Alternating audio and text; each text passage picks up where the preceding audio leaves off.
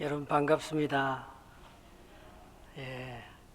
지난 2년 동안 팬데믹으로 잘 모이지 못했었는데 이렇게 같이 모일 수 있게 되어서 너무나 기쁘고요. 또 이번에 우리 아들 결혼 때문에 여기 왔는데 동신교회 사랑을 너무 많이 받게 되어서 뭐라고 말씀드릴 수가 없네요. 우리 서로 한번 인사 나누고 설교하려고 합니다. 하나님의 인도함을 받읍시다. 서로 인사 한번 나누겠습니다. 하나님의 인도함을 받읍시다. 아멘. 이번에 우리 존경하는 김건수 목사님이 저는 뭐 여기 문화도 잘 모르는데요. 꽃도 보내주시고 또 부목사님도 보내주시고 또 많은 장로님들도 보내주시고 또 평소에 함께 이렇게 기도해 주시는 여러 권사님도 오시고 해서 제가 여기 서울 동신교회 부목하다가 떠난 지가 25년 되거든요. 그 별로 아는 사람이 없어요. 근데 어제 얼마나 많은 손님이 왔는지 부끄럽지 않게 사돈한테 기죽으면 안 되잖아요. 기죽지 않도록 이렇게 많이 보내주셔서 너무너무 감사합니다. 그리고 또 뭐 이세용 장로님은 어디서 소식을 들으셨는지 또 꽃까지 보내주시고 축하해 주시고 그렇게 해서 너무너무 감사합니다. 제가 베트남 선교사로 갔다고 돌아왔었을 때에 쫓겨나와서 갈 곳이 없었을 때 이봉수, 이강수 장로님이 가끔 베트남에 들어오셔서 그게 뭐 비나 실크도 하고 이러면서 저희 교회 와서 예배를 드리고 이래서 제가 여기 와서 갈 곳 없었을 때 동신교회 와서 선교 좀 베트남 선교 같이 하자고 그 은혜를 입어서 제가 동신교회 왔었는데 사실 동신교회에서는 제가 한 2년도 못 입고 금방 떠나게 되어서 늘 미안한 마음이 있었습니다. 근데 한 5, 6년 여기서 부목사님 하시는 분들보다도 저는 캐나다 가서 캐나다 동신교회를 세웠잖아요. 그래서 계속해서 이렇게 동신교회하고 연결이 되고 다른 이름으로 하기보다 나를 받아준 이 서울 동신교회가 너무나 고마워서 캐나다 동신교회라고 이름을 붙이고 개척한 지가 25년이 되었습니다. 여러분들의 기도와 하나님의 은혜로 이렇게 되어져 가고 하나님 모든 것들이 얼마나 기쁘고 감사한지 모르겠습니다. 여러분들에게 다시 한번 감사를 드리고요. 여러분들의 삶 속에 하나님의 위로와 축복이 넘치는 복 있는 삶이 되시기를 바랍니다. 성가대 찬양 너무 잘하셨습니다. 감사합니다. 여러분들을 인도하는 신앙의 모토 같은 게 있지 않습니까? 다윗이 위대하게 된 것은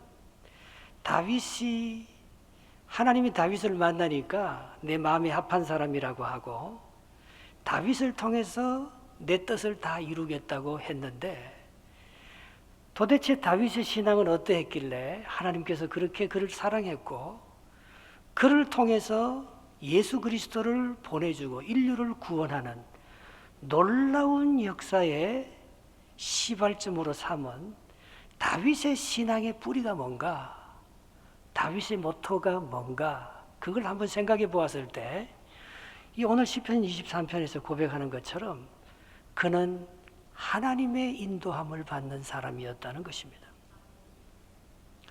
여러분, 우리가 신앙생활을 하면서 내가 원하는 것을 하지 않고 하나님의 인도함을 받아서 그 일을 결정하고 이끌림을 받는다는 것은 이건 보통이 아니에요.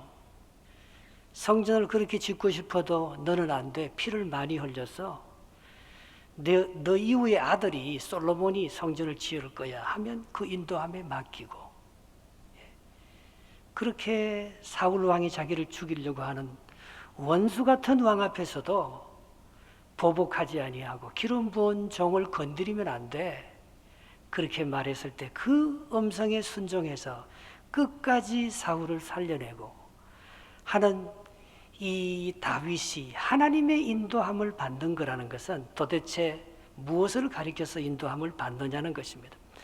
그것이 저의 삶에도 모토가 되었습니다. 제가 좋아하는 미국 시인 로버트 프로스트가 쓴 가지 않는 길이라는 시가 있습니다. 노란 숲 속에 길이 두 갈래 갈라져 있었습니다. 안타깝게도 나는 두 길을 갈 수 없는 한 사람의 나그네라. 오랫동안 서서 한 길이 덤불 속으로 끄끄 내려간 데까지, 바라볼 수 있는 데까지 멀리 보았습니다. 그리고 똑같이 아름다운 다른 길을 택했습니다. 그럴 만한 이유가 있었습니다. 거기에는 풀이 더 우거지고 사람 그런 자치가 적었습니다. 훗날에 나는 어디에선가 한숨을 쉬며 이 이야기를 할 것입니다. 숲속에 두 갈래의 길이 갈라져 있었다고, 나는 사람이 가지 않는 적게 간 길을 택하였다고. 하나님의 인도함을 받는 길이란 것은 어떤 길일까? 제 경험으로, 그리고 다윗이 살아온 신앙의 여정을 보면 남들이 가지 않는 길을 가는 좁은 길, 그것이 하나님이 인도하는 길이었다는 것입니다. 저도 목사 안수를 받고 서울교회에서 이종준 목사님이 이렇게 교회를 세워서 부목사를 뽑는데 한 20-30명이 지원했는데 두세 명 이렇게 최종 결정자가 정해졌을 때 저도 뽑혔어요. 근데 제가 가만히 생각해 보니까 나는 원래 목사 안수 받으면 선교사 가기로 하나님 앞에 서원을 했고, 베트남은 이제 아무도 들어가는 사람, 제가 베트남 총회 파송 1호 선교사였거든요. 부목사는 나 말고도 할 수 있는 사람들이 참 많지만 베트남 선교 가는 사람은 그 당시 아무도 없는데 하나님께서 원하는 길은 그 좁은 길이 아니겠나 싶어서 그 길로 갔어요. 예수님이 간 길은 제자들이 생각하는 길도 아니요, 예수님이 원하는 길도 아니었습니다. 하나님 할 수만 있으면 이 잔을 내게서 지나가게 해주게 해달라고 기도했지 않습니까? 그러나 예수님이 간 길은 좁고 협착한 길이었습니다. 그러나 내 뜻대로 마옵시고 아버지의 뜻대로 하옵소서. 하나님의 인도함을 받는 길은 내가 원하고 평탄하고 앞길이 보장되어 있고 성공에 이르는 길이 아니고, 어쩌면 남들이 한 번도 가보지 않은, 남들이 밟아본 흔적이 없는 수풀이 더 많이 우거진 바로 그 길로 가는 길이 하나님의 인도함을 받는 길이라는 것입니다. 동신교회 부목사 하면서 참 사랑도 많이 받고 대우도 많이 받고 여기 있는 게 좋았지만, 그러나 내가 여기서 오랫동안 부목사 하는 것보다 무엇인가 도전하고 하나님께서 나를 인도하는 길로 한번 해보겠다, 그런 마음을 가지고 25년 전에 그렇게 캐나다로 갔었어요. 그 당시엔 참 미안한 마음도 있고 이것이 하나님의 뜻인가 고민도 참 많이 했지만 훗날에 뒤돌아보면서 그걸 얘기할 것입니다. 내가 선택한 그 선택이 정말 좋은 선택이었고 하나님이 인도한 길이었나. 이번에 우리 아들이 결혼을 했지 않습니까? 우리 아들, 딸을 키우면서 캐나다도 미국에서 공부시킨다는 것은 굉장히 힘든 일이에요. 왜냐하면 외국인이니까. 캐나다도 미국은 외국인이에요. 한국에서 미국 유학 가는 게 얼마나 힘듭니까? 한 달에 1년에 한 6만 불 정도 들더라고요. 우리 아들이 축구 선수였어요. 그런데 크로아티아 대표하고 그 캐나다 대표 우리 아들이 속한 축구 대표하고 축구를 하는데 헤딩을 하고 떨어지는데 그 운동장이 떠나갈처럼 빡 하고 소리가 나더라고요. 우리 아들의 다리가 완전히 부러진 거예요. 9학년 대표였는데. 그래서 3달 동안 기타만 잡고 노래만 하는 거야. 기부스를 했으니까 학교도 갈 수도 없고. 그때 일기장을 내가 훔쳐보니까 죽고 싶다는 거예요. 자기 꿈이 이제는 끝났다는 거예요. 어떻게 도와줄 수도 없고 내가 뭘 해줄 수도 없었을 때에 자기가 그때부터 기타만 치는 거예요. 공부도 안 하고. 예, 너무 좌절해서. 근데 그 기타가 자기 마음을 그렇게 위로해주고 그 기타가 자기 일부가 된 거예요. 우리 집에 음악하는 사람도 없고 자기는 뭐 토론토 음대나 뭐 토론토에서 유명한 그런 데 가고 싶은 게 아니고 자기는 버클리 음대를 가야 되겠다는 거예요. 네가 장학금 받아서 네가 가고 싶으면 가라. 그러나 아빠는 이렇게 목회자인데 먹고 살기도 바쁜데 1년에 6만 불씩 너 돈 대줄 돈 없다. 근데 얘가 딴 데는 시험 치지 않는 거예요. 얘가 버클리 음대를 안 가면 얘가 꼭 죽을 것만 같아. 얘가 왜 버클리 음대를 가야 되는지 난 모르겠어요. 돈도 없고 내가 보기에는 그 길도 아닌 것 같고 우리 집에 음악하는 사람도 없고 재능도 없는데 네가 거기 가서 뭘 할 것인가. 정 그러면 내가 1년 등록금은 내가 대줄 수 있다. 그건 네 마음대로 알아서 하라. 자기는 1년만 해보고 1년만 해봐도 한이 없겠대. 그래서 우리 교회 교인들도 캐나다에 있는 부자 성도들도 미국 대학 그때 아무도 안 보낼 때 그래서 1년 재수해라 너. 네가 정말 거기 가는 것이 하나님의 뜻이고 꿈이면 네 꿈이 계속 살아있도록 하나님께서 네 마음속에 그런 소원을 줄 거 아니겠냐. 그리고 지금 형편에서 네가 미국 대학 간다면 교인들이 다 날 욕하고 우리 형편도 그렇게 못되고 네가 갈 수 있는 길이 아니다. 1년이 지나도 얘가 포기하지 아니하고 그 길 가는 거예요. 저는 한국보다도 캐나다나 미국에 살고 싶어서 그쪽으로 이민을 갔는데 우리 아들이 이번에 이쪽으로 와서 한국 여자를 만나서 결혼하고 그렇게 될 줄은 생각도 못했어요. 내가 그 아들을 컨트롤하고 내가 원하는 길로 그를 이끌림을 받는 것보다도 다리를 부러지게 하시는 분도 하나님이요. 돈이 없고 가난하고 헝그리하기 때문에 3년 만에 빨리 졸업하고 생존을 위해서 살아남기 위해서 스스로 서기 위해서 그렇게 애쓰고 힘쓰다 보니까 절대 음감을 가지고 그래미상 우리 아들은 뮤직 엔지니어예요. 이번에 쇼미더머니인가 거기 하는 1등, 2등, 3등 그걸 우리 아들이 다 만들었대요. 그래서 요즘은 너무 잘 나간대요. 너무 자기한테 음악 만들어 달라는 사람이 쇄도해서 난 네게 그런 재능이 있었던지 몰랐다. 네가 눈물을 흘리면서 거기 가서 공부하고 그렇게 애를 쓰는 걸 나는 그냥 멀리서 돈도 잘 못 보내주고 기도밖에 안 했지만 하나님이 너를 그렇게 인도하시는지 나는 정말 몰랐다. 여러분 우리가 원하는 대로 되는 게 아니잖아요. 우리가 눈에 보기에 좋은 조건을 쫓아서 성공을 추구한다고 해서 그것이 이루어지고 하나님이 원하는 길도 아니잖아요. 조카 롯은 아브라함과 함께 가나안 땅에 들어왔지만 그는 좋은 선택을 하지 못했습니다.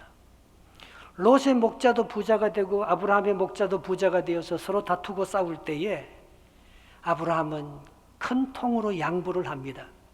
네가 동하면 내가 서하고 네가 서하면 내가 동할 테니까 이제 너도 너무 컸고 우리 서로 너무 부자라 같이 있으면 싸우니까 떨어져서 살자.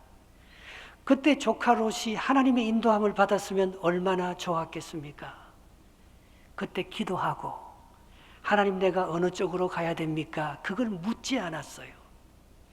자기가 보기에 소알 땅이 좋아 보였어요. 자기가 보기에 소돔과 고모르성이 있는 그 땅이 도시고 물이 넉넉하고 풀이 많고 거기 가면 성공할 것 같고 거기 가면 좋은 땅처럼 보였어요. 그러나 그 땅은 하나님이 인도하는 땅이 아니었습니다. 하나님이 그 아브라함과 아브라함 조카 롯에게 약속한 땅은 가나안이었습니다. 하나님의 뜻을 생각하고 하나님의 인도함을 받았으면 롯의 가정이 멸망하지도 않고 자기 부인이 소돔 기둥도 되지도 않고 자기 두 딸도 잘못되지도 않는 암몬과 모압의 족속이 아니요 유대의 정통 족속으로서 하나님의 축복을 받는 복 있는 민족이 될 수 있었을 것입니다. 그러나 그는 좋은 선택을 하지 못한 것을 볼 수가 있습니다. 여러분이 하나님이 우리를 인도하는 것과 우리가 성공을 추구하는 것과의 차이점이 뭐겠습니까? 그것은 오늘 본문 1절 2절에 다윗이 이렇게 고백합니다. 같이 한번 읽어보겠습니다. 여호와는 나의 목자시니 내게 부족함이 없으리로다. 그가 나를 푸른 풀밭에 누이시며 쉴만한 물가로 인도하시는도다. 우리는 어디가 푸른 풀밭인지 어디가 쉴만한 물가인지 잘 몰라요. 그러나 하나님은 우리를 인도해 가시는 것이 부족함이 없을 정도로 안전한 곳으로 우리를 인도해 가신다는 것입니다. 하나님의 인도의 제일 원칙은 피난처가 되신다는 것입니다. 우리를 안전한 곳에 우리를 지켜주신다는 것입니다. 다윗이 시편에서 제일 많이 고백하는 것이 시편 28편 7절에 여호와는 나의 힘과 나의 방패이시니 내 마음이 그를 의지하여 도움을 얻었도다. 하나님은 우리의 방패가 되십니다. 하나님은 우리의 피난처가 되시고 산석이 되십니다. 하나님은 우리의 도움이요 우리의 모든 길에 길잡이가 되시고 앞잡이가 되시기 때문에 우리가 그분의 인도함을 받으면 우리가 생각하는 것보다 훨씬 더 행복하고 아름다운 곳으로 이끌림을 받는다는 거예요. 여러분, 우리가 자식을 정말 잘 키우고 싶잖아요. 아버지 엄마들이 내가 지금 경험이 많아서 내 경험대로 자식을 컨트롤하고 싶잖아요. 예. 그러나 그것보다도 나보다도 우리 자식을 더 사랑하시는 하나님 아버지, 우리 자식의 가는 앞길을 예비하고 준비해 놓으신 부족함이 없도록 우리의 자녀를 인도해 주시는 그 하나님 아버지, 그분이 우리의 도움이시요 그분이 우리의 피난처시요 그분이 우리의 산성이신 것을 믿고 그분께 우리의 자식을 맡겨드리는 것. 그러면 하나님께서 정말 우리의 자식을 얼마나 푸른 초장으로 쉴만한 곳으로 인도하신다는 것을 네가 보게 될 것이라고 말씀하고 있는 것입니다. 저희 교회가 이 앵글리칸 성공의 교회를 빌려서 제가 유학생 한 사람을 놓고 교회를 개척했습니다. 예. 여기 동신교회에 있다가 간 이석환 목사님이 그 캐나다에서 제일 큰 목회를 하는 토론토 영락교회 담임 목사를 하고 계시더라고요. 제가 가서 제가요 목사님이 옛날에 섬기던 동신교회 부목하다 왔는데 저를 이 교회 부목으로 좀 써주십시오 이러니까 자리가 없대요. 예. 그래서 그때 제 나이가 38살이었거든요. 지금부터 26년 전이니까 하나님 앞에 기도하는데 미시사가라는 글씨가 쫙 들어오더라고요. 그래서 내가 베트남에서도 개척을 했는데 동신교회 내가 부목할 것 같으면 서울 동신교회 부목을 하면서 그래서 내가 적당하게 여기 큰 교회 찾아 들어가서 담임 목사 했겠지. 그럼 내가 여기 캐나다 이민까지 와서 내가 또 남의 밑에 부목으로 써달라고 해도 자리가 없다고 못 써준다고 하니까 그러면 또 개척 한번 해보지 뭐. 예. 여러분 통합청 목사들 장신대 출신 중에서 개척하려고 하는 사람은 별로 없더라고요. 다 편안한 길, 다 좋은 교회, 예, 이렇게 동신교회 같이 이렇게 훌륭한 교회 이런 데서 그냥 목회하고 싶어 하지. 예. 개척하면 300불 렌트비를 내면서 이제 내가 교회를 새롭게 시작하는, 내가 교회 돈을 내면서 내가 교회를 시작해야 되는 거예요. 누구 오면 라이드하고 집 구해주고 차 사주고 다 키워놓으면 내가 가난한 교회에서 내가 그런 대접을 받기보다 자기가 크면 다 큰 교회로 또 다 떠나버려요. 예. 참 그런 그림을 생각하면 내가 아무것도 할 수가 없죠. 그러나 나는 10년, 20년 앞에 우리 동신교회가 어떻게 될 것인지 알지 못하지만 하나님께서 나를 부목사로 가는 길을 막으시고 새로운 개척교회의 길을 가게 하시면 내가 그 길을 가야 되는 거죠. 하나님의 인도함을 받는 길이라면. 예. 그래서 거기서 9년 동안 제가 렌트교회로 300불의 렌트교회 살다가 우리 교회가 한 9년 만에 한 200명, 300명으로 늘어났어요. 그 이민교회 200명, 300명 되는 거는 정말 기적이에요. 여기처럼 그렇게 한인들이 많지도 않아요. 그래서 150만 불 성도들이 헌금해서 50만 불을 모으고 100만 불은 은행에 몰개지를 얻어서 땅 4에이크 5,000평 되는 제 꿈이 크리스찬 스쿨을 하는 거였거든요. 제가 역사 선생을 하다가 신학교를 갔기 때문에 이 미션 스쿨에 대한 이게 바로 선교의 가장 큰 척도인 줄 알고 젊은이들을 키워서 온 세상에 사회에 열방에 보내야 되는 그 미션 스쿨이 크기 때문에 하나님 앞에 땅 넓은 땅 미션 스쿨 운동장에서 아이들이 뛰놀 수 있는 그런 교회를 허락해 주십시오 했는데 하나님께서 그 옥빌에 5,000평 되는 사이에 그의 넓은 땅을 선물로 주셨어요. 그리고 16년이 지났어요. 그 건물은 굉장히 노후했고 우리 김국수 목사님 저희 교회 와서 한번 집회도 하셨거든요. 예. 우리 여기 서울동신교회에 비하면 너무나 초라하지요. 부족하고 작은 교회지요. 예. 근데 이번에 10년 만에 그 땅값이요. 이번에 지난주에 우리 그 공동회의 했어요. 그걸 팔고 좋은 그 건물이 있는 도시 쪽으로 좀 더 나가자고. 그래서 1,385만 불에 팔렸어요. 150만 불에 산 땅이 10배가 오른 거예요. 돈이 오르고 이제 그런 것들보다도 하나님께서 나에게 또 우리 캐나다 동신교회에 이런 비전을 가지고 26년 전에 나를 개척하게 만들었나. 그리고 그 힘든 가운데 조그마한 작은 땅을 샀는데 그 땅이 10년 후에 10배가 되어서 이렇게 큰 재산과 교회를 이루게 되었나. 그걸 생각하면 너무나 꿈 같고 기적 같은 거예요.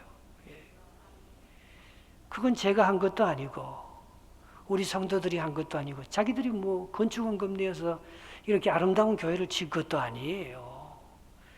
이민생활 힘들고 어렵다고 하나님께서 우리를 향한 계획과 인도함을 가지고 여기까지 인도했구나 그런 생각이 들 때마다 정말 하나님의 인도함이 놀랍고 새로웠던 것입니다. 제가 있는 방이 2층인데요. 오래된 건물이라 굉장히 소방시설이 없어요. 원래 불이 나면 여기도 그거 다 돼 있죠. 저 위에 그 불이 나면 물이 다 내려오게 저 스프링쿨러가 있어야 되잖아요. 예. 그리고 비상계단이 항상 있어야 되거든요. 2층이면 불이 이쪽으로 계단으로 올라오면 이쪽으로 도망칠 수 있는 비상구가 제일 중요하잖아요. 예. 어디 가나 비상구 여기도 있고 여기도 있고 저 뒤에도 비상구는 불이 다 꺼져도 비상구는 항상 불이 켜져 있습니다. 출구 도망가라고. 예. 근데 우리 교회 2층은 우리 중고등부 애들이 한 40~50명 늘 예배를 드리는데 그쪽에는 비상구가 없는 거예요. 그래서 비상구를 철제로 바깥으로 한번 내려고도 하고 본당하고 이렇게 뚫어서 그걸 만들려고 해도 예산도 없고 그리고 힘든 이민 생활에 그런 것들을 만들 수 있는 그런 기회가 없는 거예요. 그래서 저는 우리 교인들 데리고 가끔 소방훈련 합니다. 만약에 2층에서 불이 났다. 학생들이 수련을 하다가 불이 났다. 그러면 내가 창문을 깨고 창문도 이렇게 여닫이가 있는 이런 창문이 아니에요. 꽉 막혀 있는 답답한 창문이에요. 그걸 그대로 깨고 사다리를 항상 걸어놨어요. 아이들이 그걸로 뛰어내리고 내려가야 되니까. 제일 중요한 것이 안전 아닙니까? 안전이 무너지면 다 무너져서 저기 수련회나 여름성경학교 가서 익사사고 한 사람 죽으면 끝나는 거 아닙니까? 교회가. 하나님, 우리가 이걸 고칠 돈도 없고 누가 건축헌금을 많이 해서 헌신할 수 있는 그런 분위기도 아니고 하나님 이렇게 이제 시간이 많이 지났는데 우리에게 또 한 번 이렇게 기회를 주시면 우리 교회가 또 하나님이 쓰시는 그런 좋은 교회가 될 수 있겠다 그렇게 싶었는데 이번에 하나님께서 그런 역사적인 일들을 이루어 가실 줄 아무도 몰랐던 거예요. 예. 우리는 갈 바를 알지 못하지만 하나님은 모든 것을 미리 아셔서 이젠 불이 나도 괜찮은 너무나 새 건물, 너무나 안전하고 좋고 사람들이 많이 모일 수 있는 그런 더 좋은 전도와 봉사와 이 지역사회와 다음 세대를 위해서 준비할 수 있는 그런 처소로 우리를 인도해 주신 그 하나님의 인도하심이 놀라운 거예요. 예. 우리 아들의 가는 길을 인도해 주신 하나님, 우리 교회에 가는 길을 인도해 주신 그 하나님이 저와 여러분들의 동일한 하나님인 줄 믿습니다. 우리의 고집과 내가 원하는 생각을 내려놓고 하나님의 인도함을 받다 보면 하나님께서 우리를 위해서 어떤 계획을 가지고 어디로 인도할지 아무도 모르는 거예요. 우리는 그것을 기대하기 때문에 하나님의 인도하심에 우리의 모든 것을 맡기는 것입니다. 두 번째로 주님이 인도하시는 길은 영혼이 소생해요. 아무리 힘들고 어렵지만 사랑하고 거기에 소망이 있다면 그게 하나도 힘들게 느껴지지 않아요. 소망이 있고 바로 두려움을 이기고 도전할 수 있는 힘이 생겨난다는 것입니다. 여러분, 하나님께서 다윗을 어디로 인도했습니까? 사망의 음침한 골짜기로 인도했습니다. 원수의 목전 앞으로 인도했습니다. 그러나 원수의 목전에서 상을 체리제 부시는 분이 하나님이십니다. 사망의 음침한 골짜기로 다닐지라도 그는 해받음을 두려워하지 아니하고 주의 지팡이가 막대기가 그를 안위하는 것을 그가 느꼈습니다. 하나님이 우리를 인도할 때는 힘들고 어려운 길이지만 그것을 감당할 수 있는 소생하는 능력이 일어나고, 그리고 하나님께서 우리를 안위하시고 보호하신다는 것을 믿고 도전할 수 있는 힘이 있을 때 바로 그것은 하나님이 인도하시는 발걸음이라는 것입니다. 하나님이 이 세상의 모든 사람들 가운데 아브라함을 택한 이유가 뭐겠습니까? 아브라함이 하나님의 말씀을 믿고 약속을 믿고 갈대아 우르를 떠나 약속의 땅을 향해서 도전하는 바로 그 도전 정신을 보고 하나님께서 아브라함을 믿음의 조상, 열방의 조상으로 삼았을 것입니다. 아브라함은 아무것도 잡히는 것이 없었습니다. 부인이 죽을 때도 땅 한 평이 없었습니다. 그러나 이 땅을 나와 나의 자손에게 줄 것을 믿는 소망 가운데 기뻐하고 즐거워했습니다. 100살이 되어도 아들 하나 없었습니다. 그러나 하나님께서 하늘의 별과 같은 많은 아들을 줄 것을 믿고 그는 기다리고 그 약속을 바라보았습니다. 그는 소생하는, 그 영혼이 살아서 소생하는 하나님이 나와 함께 하고 계시는 성령의 충만한 은혜와 역사를 경험하고 살고 있었던 것입니다. 그것이 3절 4절 말씀입니다. 같이 한번 읽어보겠습니다. 시작. 내 영혼을 소생시키시고 자기 이름을 위하여 의의 길로 인도하시는도다. 내가 사망의 음침한 골짜기로 다닐지라도 해를 두려워하지 않을 것은 주께서 나와 함께 하심이라. 주의 지팡이와 막대기가 나를 안위하시나이다 했습니다. 아브라함이 왜 의로운 사람이 되고 모든 민족에게 복을 전하는 복의 근원이 될 수 있었습니까?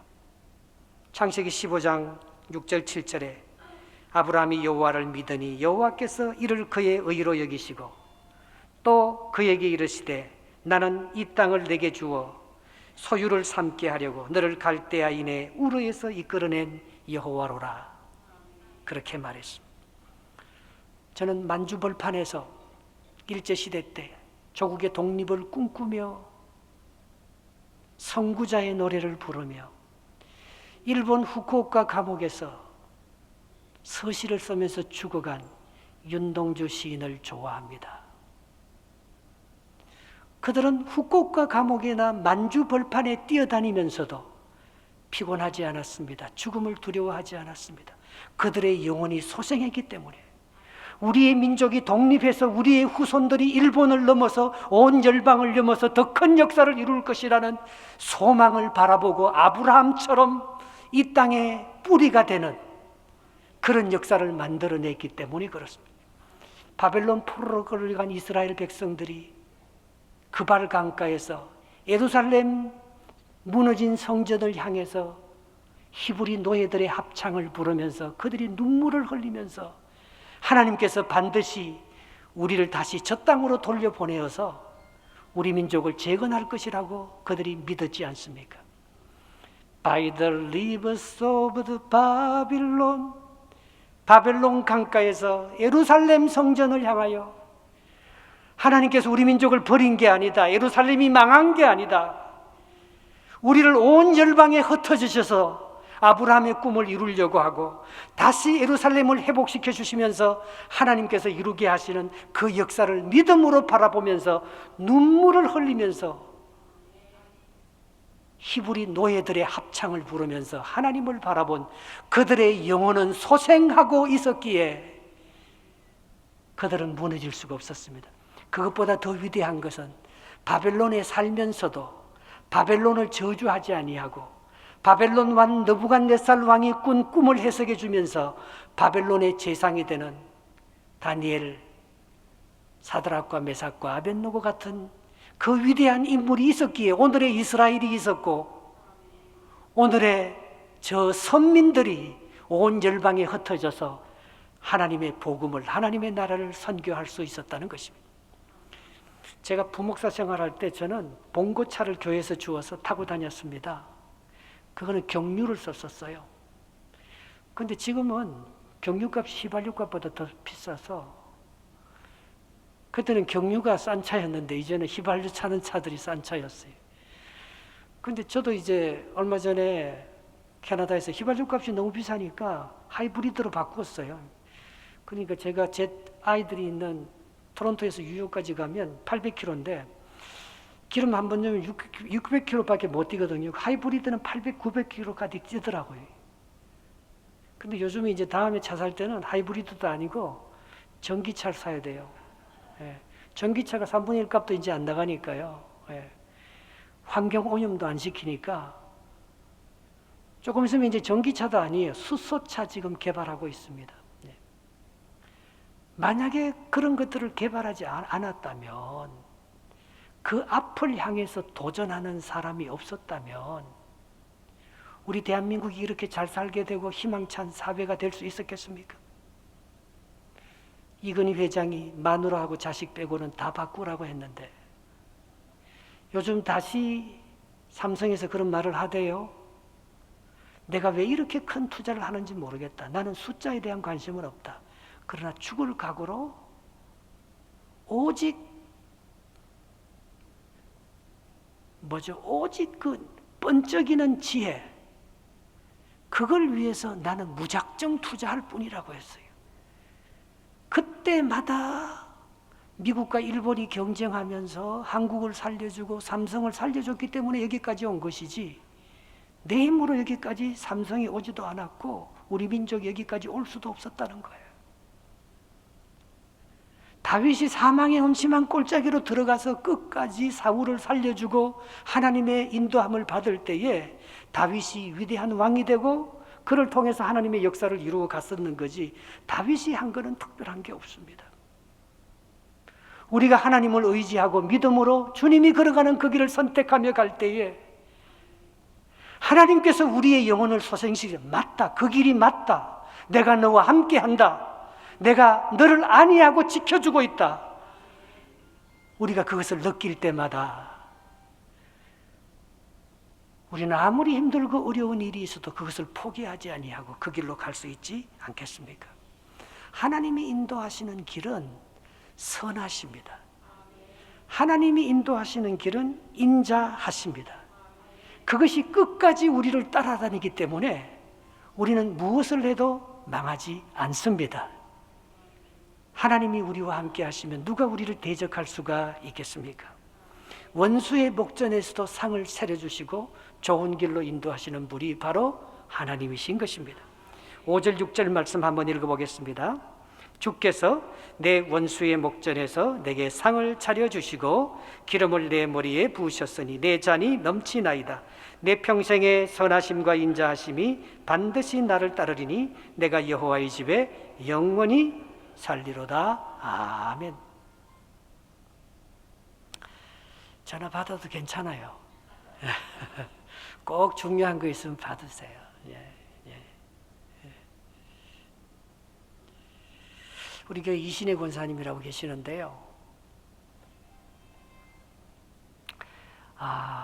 이분이 우리 교회에 강사, 부흥사나 또 외부 강사 목사님이나 또 장신대 교수님이나 총장님이나 이런 분들이 오시면 그렇게 대접을 잘하는 거예요. 그분이 가난한 분이고 그 아들하고 그 가정이 깨어져서 아들하고 둘이 캐나다에 이민 오신 분이에요.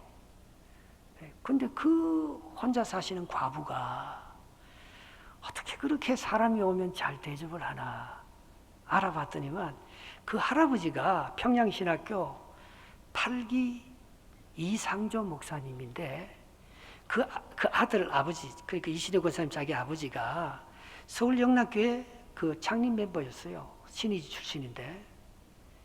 근데 이분이 명동에 큰 빌딩과 땅을 갖고 계신 거예요. 근데 이 장로님이 돌아가시면서,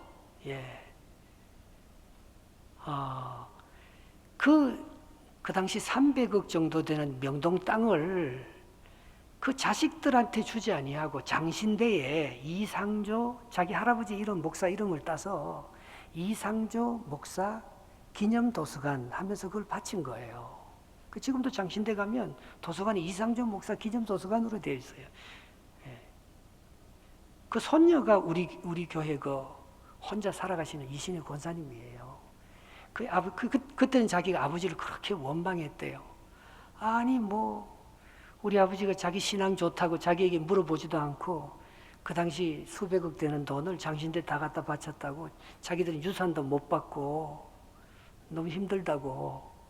자기는 이렇게 이 캐나다까지 떨어져서 혼자 사는데 도와주지도 않고 아버지가. 근데 지금 생각하면 참 그분이 우리 교회에 정말 영적인 어머니예요.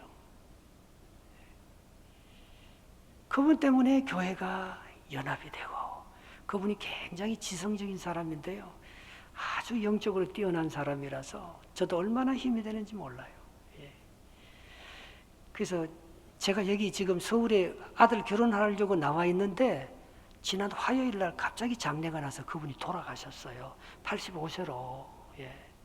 그래서 제가 오기 직전에 권사님 제가 2주 동안 서울 갔다 오는데 돌아가시면 안 돼요.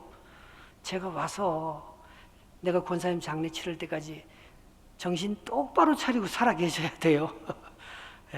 그런데 갑자기 돌아가신 거예요. 그래서 제가 가기 전에 그게 갔었을 때 그분이 병원에 있다가 이분이 이제 암이 깊어지니까 아마 치료가 길어져야 되겠다 그렇게 생각하고 익스텐디드 케어 센터로 이분을 옮겨서 양로원 같은 데예요 이제. 그런데 옮겨서 이렇게 사시는데 내가 그분을 위해서 기도하고 그분에게 병문안 갈 때마다 하나님께서 천사들을 붙여주셔요. 내가 잔돈이 없고 이렇게 어떨 때는 이렇게 그 파킹 페이가 안 될 때가 있어요. 근데 그날도 누가 내 옆에 백인 여자가 와서 자기가 도와주겠다 하면서 2불 50센트 자기 동전을 넣고는 파킹 페이를 해주고 그러더라고요. 작은 거지만 우리가 하나님의 인도함을 받을 때에 얼마나 우리 마음이 기쁘고 즐겁습니까? 그래서 참 이 권사님, 그래서 제가 이번에 장례식을 만약에 혹시 장례가 나면 사회는 부목사가 거기서 다 하더라도 장로님들이 기도하더라도 내가 여기서 서울에서 영상을 다 찍어서 내가 보낼 테니까 그분이 우리 교회 온 지 20년 동안 어떻게 한 것을 내가 제일 잘 알고 있는데 내가 그분에 대해 장례를 치르지 않으면 누가 이분을 위로해 줄 수 있겠느냐고. 그래서 이분이 여기 와서 영상으로 다 찍어서 보냈어요. 제가 이번에 이렇게 와서 느끼는 거 보면요, 이제는 뭐 내가 지금 캐나다에 있는지 서울에 있는지 전혀 구별이 안 가요. 예. 이번에도 코로나도 대구에서 코로나가 제일 먼저 터졌다고 해서 우리 노회에서 여기 딱 지원하려고 다 돕는데 일주일 만에 캐나다도 완전히 코로나로 꼼짝 못 하더라고요. 온 세계가 하나고 열방을 향한 하나님의 계획이 더 시간이 가까워졌는데, 정말 우리가 깨어서 기도하면서 이 마지막 시대는 하나님의 인도함을 받지 않고서는 살아남을 수도 없고 이 세상이 앞으로 어디로 갈지도 알지 못하는 참 이런 시대에 예수님이 걸어가신 그 좁은 길을 우리도 함께 걸어가면서 믿음으로 살아야 되겠다. 내가 없어도 이제는 얼마든지 줌으로 영상으로 설교하면서 장례 다 치룰 수 있겠더라고요. 여러분들이 마음만 먹으면, 여러분들이 좁은 길을 선택해서 하나님의 인도함을 받기만 하면은 어떤 불행한 일도, 어떤 갑작스러운 일도 하나님께서 합력해서 선을 이루시고 더 큰 믿음의 역사를 만드는 의의 길, 복된 길로 우리의 삶을 인도해 주시리라 믿습니다. 제가 가장 좋아하는 책이 하나 있는데 폴 트루니에가 쓴 모험으로 사는 인생이라는 것입니다. 인생은 하나님이 지휘하는 모험이라는 것입니다. 인생은 내가 핸들하는 게 아니에요. 내가 이 길로 가고 싶다고, 내가 이런 계획을 세웠다고 되는 게 아니에요. 내가 많은 계획을 세웠어도 그 발걸음을 인도하시는 분은 하나님인 줄 믿습니다. 하나님이 지휘하시는 모험. 나는요, 모험을 걸어야 되더라고요.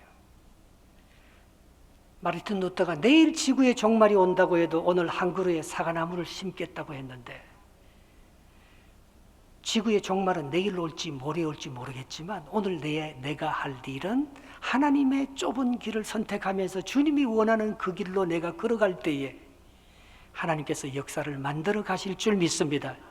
빌립보서 2장 13절에 너희 안에서 행하시는 이는 하나님이시니 자기의 기쁘신 뜻을 위하여 너희로 소원을 두고 행하게 하시느니라 했습니다. 하나님은 나에게 소원을 주시는 거예요. 정말 내가 하고 싶은 그거는 하나님께서 자기의 기쁘신 뜻을 우리를 통해서 이루려고 하는 거예요. 내가 교회를 만들어서 내가 유명해지고 내 교회를 크려고 하는 것이 아니고 정말 내가 하나님의 뜻을 이루려고, 하나님의 영광을 이루려고 한번 살려고 하다 보면 하나님께서 뭘 못 주시겠어요? 나에게 소원을 주시고 그것을 행하게 하시는 분이, 주체가 내가 아니고 하나님인데 이제는 내가 사는 것이 아니고 내 안에 그리스도께서 사신 것이니, 나를 사랑하사 나를 위해서 죽으신 예수 그리스도 안에서 다시 태어나 저희들이 산다면, 주님이 나의 주인이 되신다면 주님의 이끌림을 받아 우리가 무엇을 하든지 어떤 일을 만나든지 어느 곳으로 가든지 하나님은 우리를 통해서 더 위대한 길을 준비해 놓고 계획하시고 인도해 가신다고 믿습니다. 그 좋으신 하나님을 끝까지 의지하면서 인도함을 받기만 하면, 오늘 성가대 찬양도 가사도 그런 거더라고요. 성령을 따라 인도함을 받기만 하면, 내가 생각하는 것보다 훨씬 더 아름다운 길로, 오늘 시편 23편 다윗이 고백하는 이 아름다운 시편, 이 아름다운 고백이 저와 여러분들의 고백이 되기를 축복합니다.